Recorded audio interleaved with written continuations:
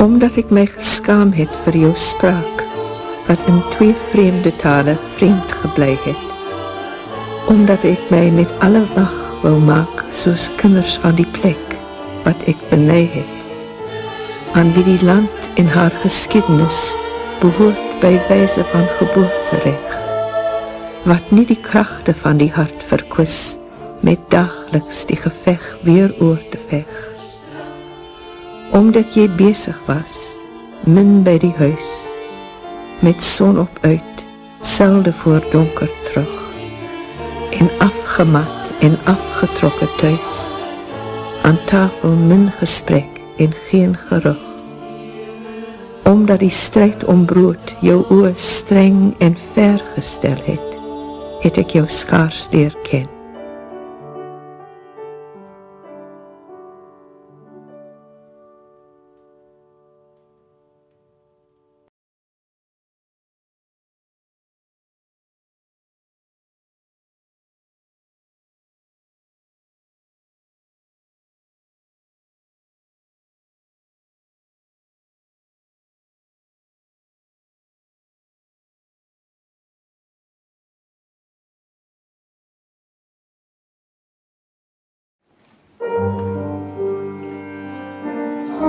Silver the world, and silver the solemn moon. Silver each gleeful star in the silent sky, bathed in a breathless beauty that too soon must lose its luster, fade and die. Slender and tall, a single poplar tree reaches to heaven, a sentinel. Its leaves shiver and shimmer in silent ecstasy, moved by the stirring message of the breeze. Dreaming of the distant dewy dawn, of peeping through the mist, the living green of grass and trees and gold September moon, lovelier far than any sylvan sea.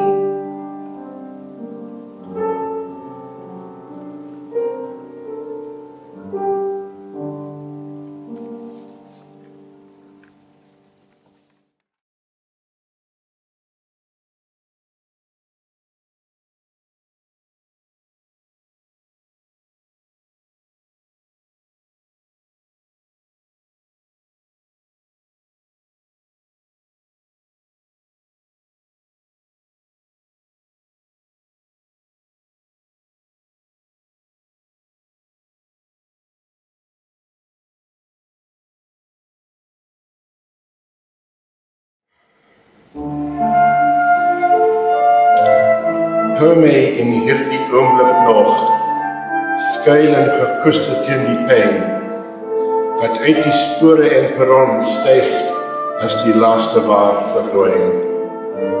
Ek wil soos Rut jou skrede volg, vir my kan daar geen keuse wees. Tussen sekerheid en angs, ek moet jou volg, tot in jou vrees. Niks stewigs bly daar vir my, waaraan ek my kan bind en heg, buiten die bang bemind van jou, wat armaan geloof gaan veg.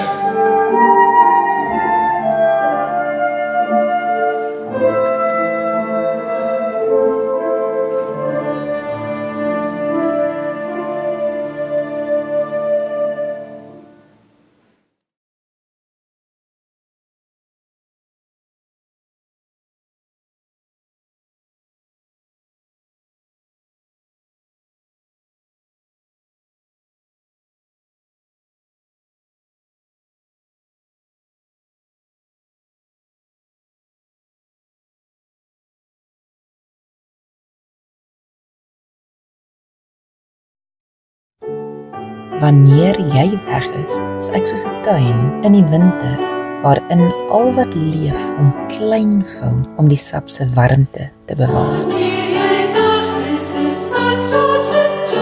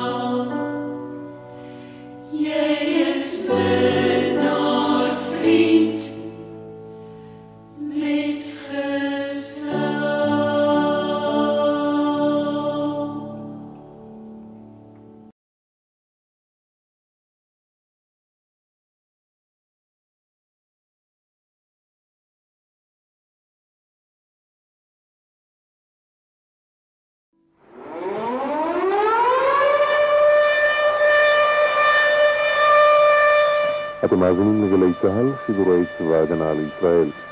דובר צה"ל מודיע כי היום, סמוך לשעה 2 בצהריים, פתחו הכוחות המצריים והסוריים בהתקפה בסיני וברמת הגולן, וכוחותינו פועלים נגד התוקפים. כתבינו מוסרים כי בשל פעולות של מטוסים סוריים בגזרת רמת הגולן, נשמעות ברחבי הארץ צפירות עולות ויורדות, אלה הן צפירות אמת.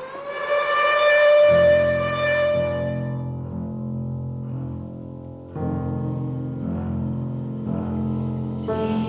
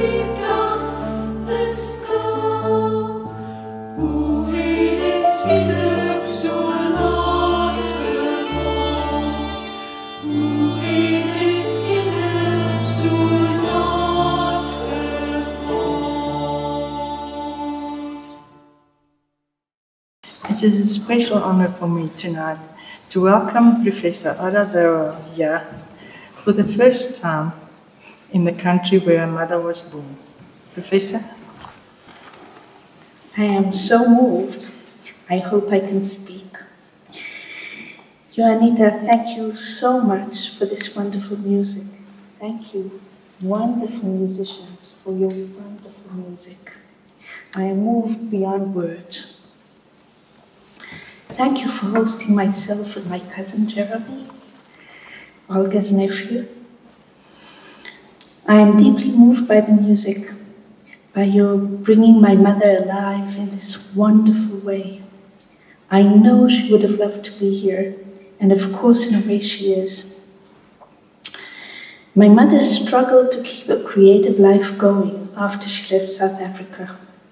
Afrikaans was the language of her emotions, the deepest and most authentic way for her to express herself. And by emigrating, she was cut off from it and the people, culture, and landscapes that were the fertile ground for her creativity. She had periods when she wrote poetry, and then she would be distracted, going about her daily life while hearing Afrikaans in her head. There were periods when she couldn't write. The poetry was somehow blocked. And then she resorted to other forms of creativity, sketching, embroidering, wood carving, and writing poetry in English or in Hebrew. These were placeholders for the real thing. The very worst days were when letters of rejection came from publishers. I can still feel it in the pit of my stomach. My mother was happily married to Joe Gillis, who was many years her senior. Joe was a productive mathematician and academic, and she conceived her role as that of wife and mother first, and poet second. But it was a struggle. These were the 1950s. So it took me a while to understand her particular brand of feminism, which was realistic rather than idealistic. My parents had an open house and entertained frequently. If my sister Michal or I had friends over to study, as we frequently did, she would always invite them to stay for dinner. One of her rules, I can still hear it in my head: never make a dish which requires separating the egg whites from the egg yolks. She made simple dishes that were quick and could be scaled up to feed the incidental guests. My sister Michal and I were talking with my mother one day about the juggling act, which was our life as young women. And she surprised us by saying, "I never understood why you girls thought that you could have it all." By which she meant a meaningful career, children, and a good marriage to boot. My mother was a great walker and a great lover of nature.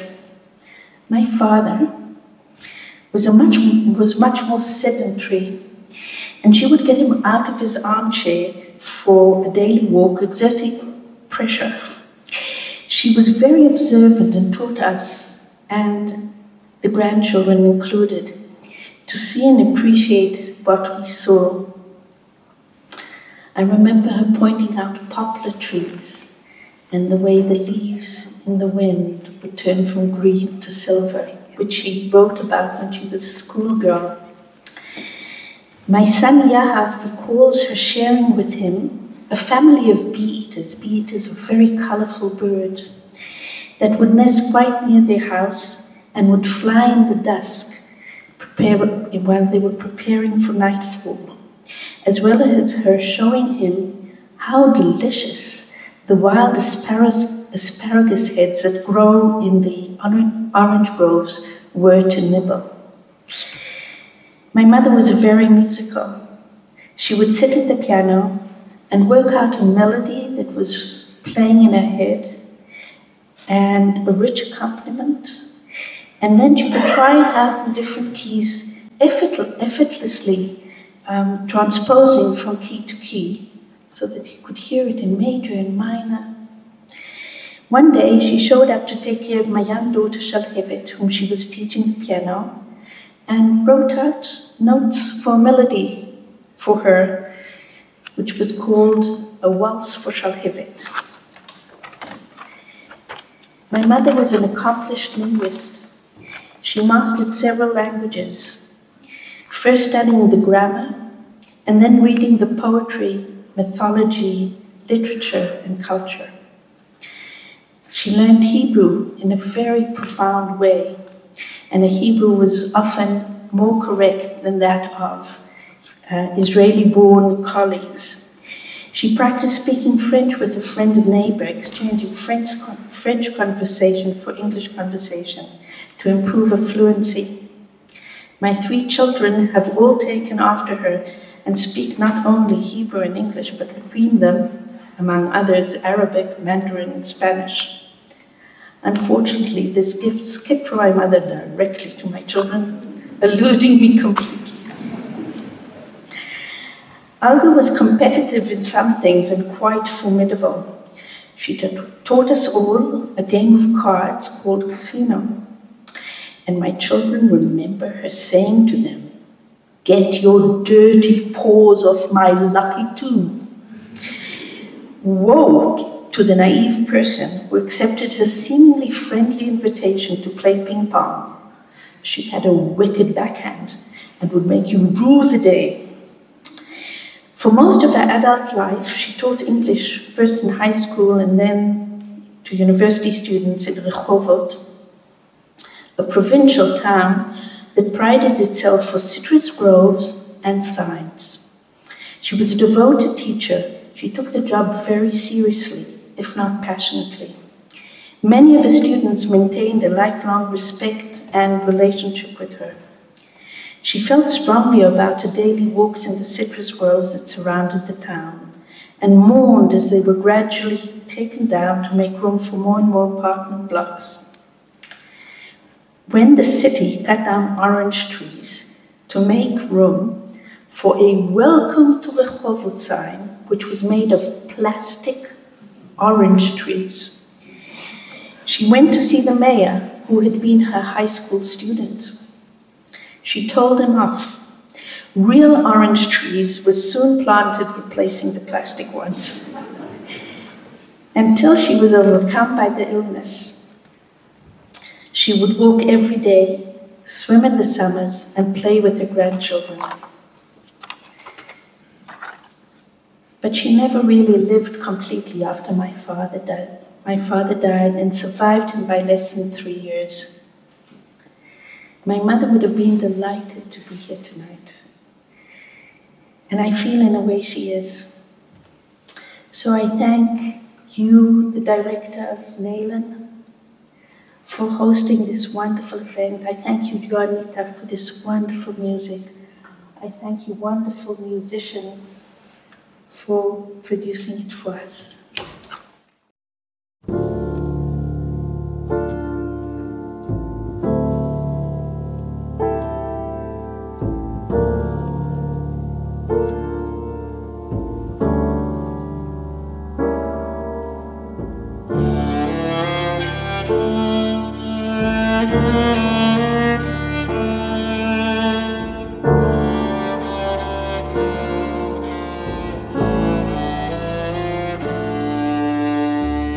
In Jiddisch blykbaar geen woord of begrip vir teleurstelling, verydeling, verspeel.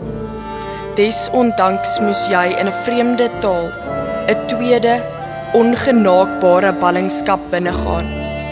'n Digter kan nooit haar erfenis verloon. By die riviere van Babel, daar het ons gesit, ook geween en aan Sion gedink. Met jou verse oor die diaspora, vervolging, die verdriet van jou mense naam gegee. Hoeveel woorde is daar vir pyn? Eensaamheid, illusie, verdriet, angs, kommer, die kon jy opvang, stilp en bovenal vertaal.